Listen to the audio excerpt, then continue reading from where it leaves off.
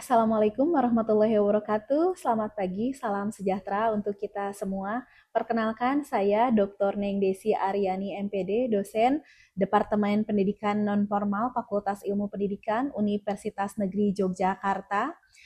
NUPTK 793976768230 Pada kesempatan ini, saya ingin menyampaikan pernyataan diri dosen dalam unjuk kerja Tridharma Perguruan Tinggi PDD UKTPT unsur pengajaran untuk memenuhi instrumen penilaian sertifikasi dosen gelombang 1 tahun 2026 Kementerian Pendidikan Tinggi, Sains, dan Teknologi. Saya akan menguraikan mata kuliah pendidikan nonformal dan informal yang sudah saya ampuh sejak tahun 2022.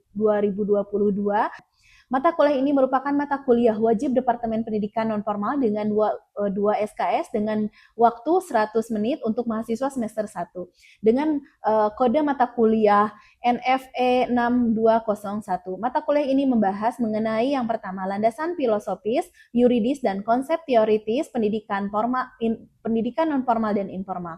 Yang kedua tentang lifelong education dan pilar-pilar pendidikan nonformal dan pembelajaran abad ke-21. Kemudian tujuan mata kuliah ini yakni menyajikan materi pendidikan nonformal dan informal secara umum dan diimplementasikan pendidikan nonformal dan informal secara khusus yang bermanfaat bagi mahasiswa sebagai landasan untuk menganalisis kegagalan dan keberhasilan pendidikan nonformal dan informal di Indonesia dengan cara mengkaji teori, model, dan pendekatan informasi pendidikan nonformal dan informal. Pembelajaran ini telah diintegrasikan dengan platform digital seperti Google Classroom untuk memudahkan akses materi dan pengumpulan tugas serta presensi online untuk efektivitas. Metode perkuliahan ini mencakup ceramah interaktif, diskusi, studi kasus, project-based learning, dan team-based project. Kemudian, untuk CMK mata kuliah ini yaitu sebagai berikut, mahasiswa mampu menunjukkan sikap peduli, inklusif, kerjasama, dan bertanggung jawab dalam mendukung implementasi serta pengembangan pendidikan nonformal dan informal. Kemudian yang kedua, mahasiswa mampu memiliki pengetahuan dalam menjelaskan konsep dasar, karakteristik, dan prinsip pendidikan nonformal dan informal dalam kerangka sistem pendidikan nasional dan pendidikan sepanjang hayat. Kemudian yang ketiga, mahasiswa dapat mengidentifikasi bidang kajian, satuan pembelajaran PNF, dan standar nasional PNF. Yang keempat, mahasiswa memiliki kemampuan dalam menganalisis perbedaan, keterkaitan, dan kontribusi pendidikan nonformal dan informal terhadap pendidikan formal dalam peningkatan kualitas sumber daya manusia dan mengidentifikasi kebutuhan belajar. Dan yang kelima, mahasiswa dapat merancang program pendidikan nonformal dan informal yang berbasis kebutuhan dan karakteristik masyarakat tertentu. Selanjutnya, untuk kriteria penilaian yang didasarkan pada rencana pembelajaran berbasis OBE yang telah disinkronkan dengan kebijakan kampus di Universitas Negeri Yogyakarta, yaitu hasil dari Project Based Learning sejumlah 50%, UAS 18%, UTS 15%, tugas 7%, kuis 5%, kehadiran 5%. Selanjutnya, saya akan sajikan video pembelajaran tatap muka di kelas dalam mata kuliah pendidikan nonformal dan informal. Assalamualaikum warahmatullahi wabarakatuh. Waalaikumsalam warahmatullahi wabarakatuh. Selamat pagi, salam sejahtera untuk kita semua. Bagaimana kabarnya hari ini, teman-teman? Baik. Sehat ya? Alhamdulillah. Ada yang kesiangan nggak hari ini? Nggak ada. Bangun pagi? Ya, alhamdulillah. Alhamdulillah hari ini kita bisa berjumpa kembali ya dalam mata kuliah pendidikan nonformal dan informal. Baik, sebelum kita mulai perkuliahan hari ini, untuk token presensinya silahkan 2F80 untuk supaya bisa presensi dulu ya. Hari ini masuk semua? Ada yang izin atau sakit? Masuk semua ya, alhamdulillah ya hari ini pada sehat, alhamdulillah. Baik, sebelum kita memulai perkuliahan hari ini, mari kita berdoa terlebih dahulu dengan sikap sempurna. Berdoa dipersilakan.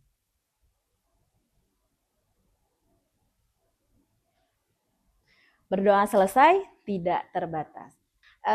Minggu kemarin kita akan mereview kembali ya terkait materi-materi yang sudah Ibu sampaikan. Kalau tidak salah terkait tentang pengertian pendidikan non-formal dan informal, serta fungsi, kemudian bentuk dan program pendidikan informal. Ada yang masih ingat mungkin? Siapa? Oke, Mbak Pia. Baik, Ibu izin menjawab ya Ibu terkait dengan pendidikan non-formal. Pendidikan non-formal itu pendidikan di luar pendidikan formal yang berjenjang dan juga terstruktur, yang mana itu untuk sebagai pengganti, penambah, dan juga sebagai pelengkap dari pendidikan formal. Oke, ada lagi tambahan?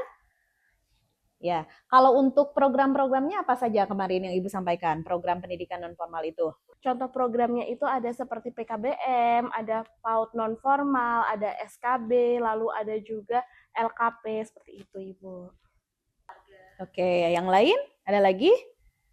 Pendidikan informal, Ibu. Iya, apa? Informal atau pendidikan keluarga adalah pendidikan yang berasal dari dalam keluarga, masyarakat, atau lingkungan yang secara alami dan tidak terikat oleh kurikulum. Contohnya seperti orang tua yang mengajarkan kepada anaknya seperti tata krama, cara berbicara, belajar hal-hal yang basic seperti itu, Ibu. Oke, itu ya.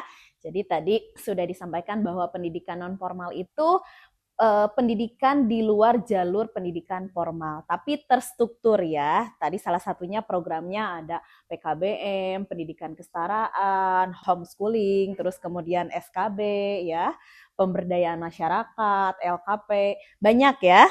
Oke, nah karena sudah dibahas minggu lalu terkait pengertian fungsi program bentuk pendidikan non formal, sekarang Ibu akan bahas terkait tentang pendidikan keluarga ya, karena di dalam mata kuliah pendidikan non formal itu tentu ada tentang pendidikan keluarga ya. Ketika kita lahir ke dunia itu siapa yang kita lihat, siapa yang kita kenal, siapa yang ada di samping kita ya, siapa yang mengurus kita sampai kita nanti masuk ke jalur pendidikan formal ataupun non formal ya, yaitu pendidikan keluarga ya. Di sini pendidikan keluarga itu sudah disampaikan barusan terkait tentang pembimbingan dan pembiasaan yang dilakukan oleh orang tua atau keluarga guna untuk membentuk karakter, moral, nilai. Jadi pendidikan keluarga itu sangat penting, apalagi di Indonesia itu kan kita sudah sangat tahu bahwa pendidikan itu dibagi 3 jalur, pendidikan formal, non formal, dan informal ya. Nah ini peranan dan fungsi keluarga ya. Ada yang pertama itu ada konsep keluarga, ada peranan keluarga dan fungsi keluarga ya. Nah, kita akan bahas di sini konsep keluarga itu adalah unit terkecil dalam masyarakat yang memiliki kewajiban untuk memenuhi kebutuhan-kebutuhan anaknya, ya. Jadi ibu sendiri yang selalu menerapkan konsep atau didikan atau pendidikan kepada anak, ya. Ibu mencontohkan, bukan hanya mungkin ibu mempelajari mencari referensi, membaca jurnal, membaca buku, tapi langsung praktek ya. Misalnya kan parenting itu banyak ya, banyak beberapa cara atau pendidikan keluarga atau pendidikan orang tua yang dilakukan kepada anak. Misalnya parentingnya apa? Kalau misalnya parentingnya demokratis seperti apa? Parentingnya otoriter seperti apa? Nah, nanti dari hasil parenting, pola pengasuhan atau pendidikan keluarga itu kan nanti akan menghasilkan karakteristik personal anak. Salah satunya penghargaan diri, kompetensi ya. Jadi supaya anak tuh bisa percaya diri ya. Itu kan semuanya dari pola asuh atau dari pendidikan keluarga ya, atau dari parenting yang orang tua berikan ya. Nah, kemudian peranan keluarga. Di sini peranan keluarga itu menggambarkan pola perilaku interpersonal ya, sifat atau kegiatan yang berhubungan dengan individu dalam situasi dan posisi tertentu. Jadi sangat penting ya, keluarga itu sangat berperan penting untuk kita sampai sekarang ya. Sampai kalian berarti usia berapa sekarang? 19. Apalagi ibu baru 17 sih. Ya, jadi luar biasa ya, peranan keluarga itu sangat luar biasa ya, sehingga kita berada di sini, berdiri di sini sampai ada di titik sekarang ya, itu karena ada peranan keluarga. Nah, di sini peranan ayah ya. Apa peranan ayah di sini? Di sini peranan ayah itu menafkahi, mendidik, melindungi. Betul nggak? Betul. Tapi sekarang dengan zaman sekarang yang sudah banyak, di sini kan peran ibu ya, ada peran ibu itu mendidik, mengasuh, melindungi, menafkahi ya. Sama ya. Nah, seperti sekarang ibu itu kan ibu rumah tangga juga, ibu punya anak, tapi ibu pun bekerja ya. Ada nanti ibu sebenarnya ada beberapa penelitian juga ya terkait tentang pola pengasuhan ibu bekerja. Pasti ada perbedaannya antara dengan pola pengasuhan ibu rumah tangga di rumah dengan pola asuh ibu bekerja. Nah, peran anak, peran kita, peran kalian apa? Apa? Melaksanakan peranan psikososial sesuai dengan tingkat perkembangan baik fisik, mental, sosial maupun spiritual. Nah, kemudian terkait pendidikan keluarga, kita menyambung ke pendidikan anak usia dini, itu tanggung jawab siapa ya. Nah, Ibu sampaikan bahwa pendidikan anak usia dini itu adalah tanggung jawab guru, orang tua, dan lingkungan. Jadi ketika sekolah ingin berhasil itu pasti harus ada yang namanya kemitraan ya. Ibu sendiri, ibu langsung, kenapa ibu berbicara seperti ini? Bukan hanya ibu belajar teori, yang mempelajari teori, tapi ibu langsung punya lembaga pendidikan anak usia dini. Jadi ibu langsung sebagai praktisi ya, tahu bagaimana sekolah itu bisa berjalan ya. Itu harus adanya kemitraan antara orang tua dan lembaga, apalagi di lembaga pendidikan anak usia dini. Karena kan masih harus kontrol ya anak-anak, bukan hanya di lembaga usia dini sih ya, sekarang di pendidikan dasar, SMP, terus sekolah menengah atas, itu pun sekolah-sekolah misalnya kemitraannya apa ya, itu tadi adanya program parenting digunakan dalam 1 tahun tuh, misalnya program parenting itu 2 kali atau 3 kali ya dalam 1 tahun itu ya. Menurut beberapa pakar atau para ahli terkait tentang pendidikan anak ya, ada menurut Ki Hajar Dewantara ya, bahwa esensi pendidikan merupakan tanggung jawab keluarga, sedangkan sekolah hanya berpartisipasi. Ya, ini ini pakar yang sudah sangat luar biasa ya. Kenapa seperti itu? Karena tanpa adanya dukungan, tanpa adanya pendidikan keluarga, susah gitu ya untuk sekolah nanti bisa membentuk. Karena yang tadi Ibu sampaikan, jadi anak itu terbentuk karakter, sosial, emosional, nilai agamanya itu ya berawal dari keluarga, dari pendidikan keluarga ya. Nah, menyebutkan bahwa keterlibatan orang tua dalam layanan pendidikan itu adalah bentuk peran serta dalam layanan pendidikan ya, anaknya baik dalam lingkungan sekolah maupun lingkungan rumah gitu ya. Apalagi kan kalau di sekolah itu hanya berapa jam, walaupun sekarang banyak full day ya, tapi kan tetap anak full day pulang ke sekolah. Waktu juga di rumah ya, sangat lebih banyak waktu di rumah gitu ya. Nah, ini mungkin beberapa penelitian yang sudah Ibu laksanakan ya terkait tentang pendidikan keluarga ya. Boleh dilihat, Ibu melakukan penelitian tentang pemberdayaan keluarga melalui penguatan kesadaran orang tua. Waktu itu Ibu melakukan penelitian di Kabupaten Wonosobo ya. Kemudian Ibu melaksanakan program pelatihan, program parenting ya untuk para guru atau pengelola di CLC di Kinabalu, Malaysia. Waktu itu sempat berdialog juga dengan beberapa orang tua di Kinabalu, Malaysia. Terus kemudian Ibu melakukan penelitian juga tentang homeschooling, program antara homeschooling di Indonesia dan di Thailand itu perbedaannya seperti apa ya. Kemudian ada tentang strategi parenting ya di era digitalisasi ini seperti apa ya, yaitu salah satunya untuk meningkatkan kualitas pengasuhan anak. Nah, ini bisa dilihat ya. Terus ada tentang pelatihan 7 kebiasaan anak hebat. Nah, ini kan terkait bagaimana dari pendidikan keluarga atau pola asuh yang diberikan oleh orang tua kepada anaknya ya. Kemudian ada pengembangan model kemitraan lembaga PAUD non formal dengan keluarga ya. Ini sudah ini ya, alhamdulillah sudah sudah publikasi ya, baik buku panduannya, kemudian artikelnya, mungkin nanti bisa dilihat sama teman-teman ya. Sampai sini ada yang mau disampaikan? Belum ada. Oke, ya, bisa dilihat. Nah, ini salah satu contoh. Oke, jadi itu ya yang bisa nanti kalian baca, bisa kalian lihat ya tentang referensi-referensi. Nah, di sini kan kalian sudah kurang lebih berapa? 8 kali pertemuan ya. Kemarin sudah sempat Ibu sampaikan atau mungkin kalian melakukan observasi ke lembaga pendidikan non formal ataupun informal ya. Nah, bagaimana? Ada yang mau menceritakan pengalaman observasinya dan apa yang kalian dapat dari lapangan ya ketika kalian sudah belajar teori materi, sudah penguatan ya, sudah mencari bahan-bahan referensi, terus membuat instrumen untuk observasi ke lapangan. Bagaimana kemarin hasilnya, Mbak? Kalau saya kan kemarin observasi di MoMA Indonesia, Iya. itu kan daycare kan Bu. Jadi di sana itu ada program parenting. Kalau di sana namanya Parents Meet. Itu terjadinya itu 1 kali dalam setahun. Tetapi di samping itu ada juga program kayak orang tua itu konsultasi ke ahli gitu. Iya. Jadi lebih ke bimbingan ya, lebih ke kayak bimbingan konseling ya. Ada lagi mungkin selain itu kan terkait tentang di pendidikan keluarga. Ada lagi misal yang kemarin yang di kesetaraan siapa? Yang ke PKBM, ke pendidikan kesetaraan yang observasi. Mbak, mungkin kemarin ya observasi. Ke lembaga mana, Mbak? Di PKBM Bantul.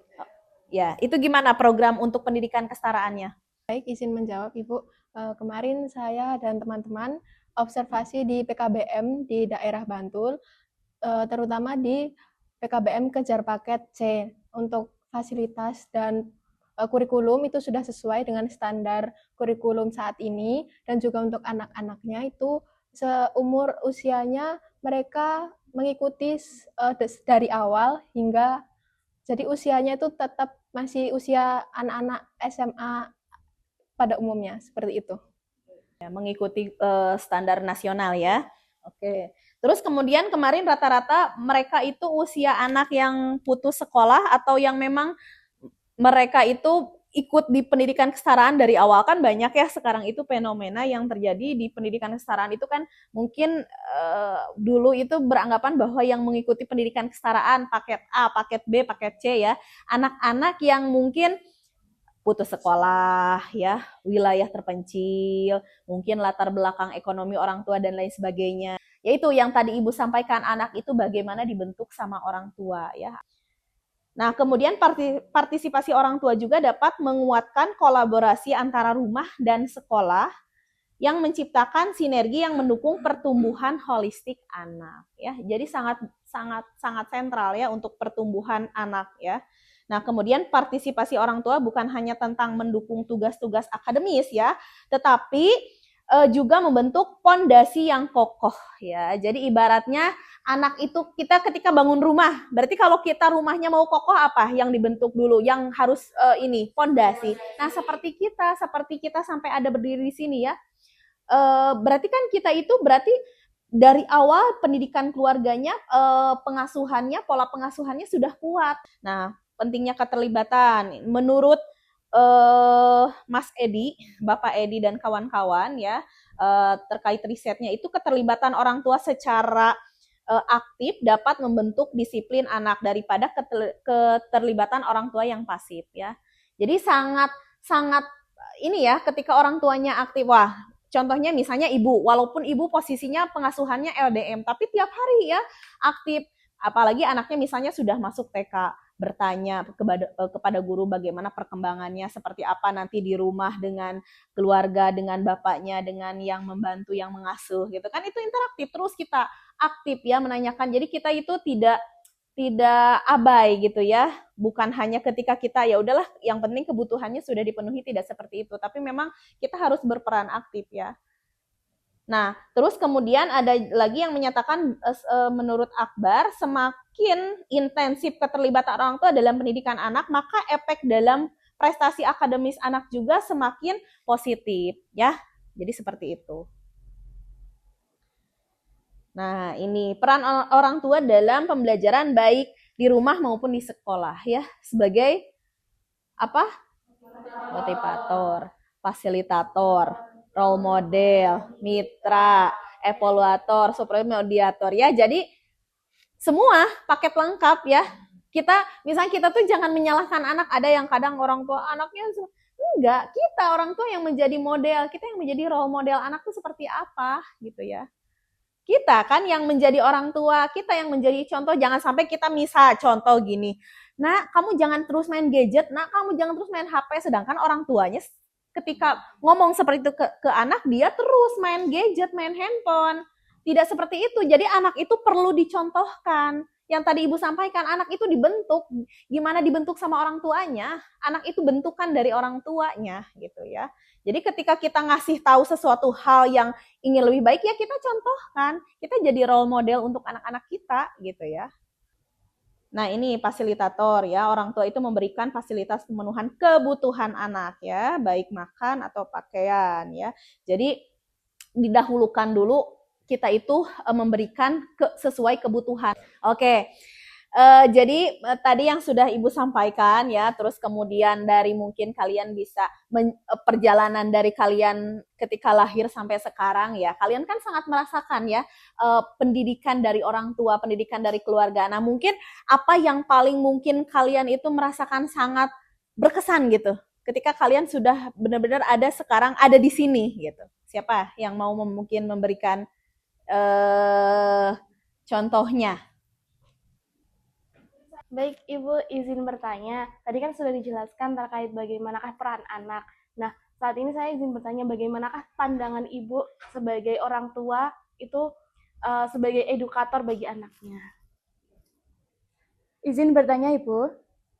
Saya ingin bertanya bagaimana parenting atau pola asuh yang tepat untuk kita mungkin di masa depan agar bisa mengasuh anak yang baik dan benar, dan anak juga bisa berkembang atau bertumbuh dengan baik seperti apa ya Ibu? Oke, baik. Yang pertama mungkin Ibu akan menjawab pertanyaan tadi Mbak Naila ya, terkait program parenting apa yang harus dilakukan kepada anak ya. Misalnya kalau orang tuanya itu orang tua bekerja ya, salah satunya mungkin lebih ke memberikan waktu atau quality time untuk anak ya. Misalnya di 1 minggu itu kan pasti ada akhir pekan, pasti ada hari libur. Nah itu tuh memang harus digunakan misalnya 2 hari dalam 1 minggu untuk quality time. Terus kemudian program parenting, karena kan kita tahu bahwa pola asuh itu ada 3, pola asuh demokratis, pola asuh otoriter, pola asuh persuasif. Jadi jangan melulu kita itu menggunakan pola asuh demokratis, tapi sesekali juga kita harus ada pola asuh otoriter. Terus ketika parenting itu dilaksanakan dengan baik, nanti mungkin anak juga akan terbentuknya itu dengan baik ya, mempunyai karakter yang baik gitu ya. Seperti itu. Jadi memang harus ada waktu menyempatkan quality time untuk dengan anak ya, walaupun misalnya ibu bapaknya tadi bekerja gitu ya. Cukup, Mbak? Oke. Sekarang saya akan menjawab tadi pertanyaan Mbak Naila apa? Terkait tentang bagaimana sih harapan orang tua terhadap anak ya. Harapan orang tua terhadap anak pasti ingin memberikan yang terbaik ya, apalagi mungkin orang tua sudah mengusahakan, sudah mendidik, sudah memberikan layanan kepada anak yang tadi disampaikan ya, orang tua itu sebagai motivator, fasilitator ya, terus kemudian mediator dan lain sebagainya. Jadi ketika anaknya mereka sudah didik, mereka sudah membesarkan anaknya, pasti ingin anaknya itu ingin lebih baik lagi ya, ingin menjadi anak versi terbaik gitu ya. Karena ketika kita sebagai orang tua itu berusaha untuk tidak melulu memberikan misalnya materi harta ya, tapi berikanlah ilmu, karena insya Allah ilmu itu akan terbawa anak sampai mungkin dia sudah tidak bersama dengan orang tuanya lagi, sampai dia dewasa nanti ya, ilmu itu akan terus melekat gitu ya. Ya, itu saja mungkin yang dapat Ibu sampaikan pada kesempatan hari ini. Alhamdulillah tadi udah penyampaian materi, dan di sini teman-teman juga ikut interaktif ya, ikut tadi aktif bertanya.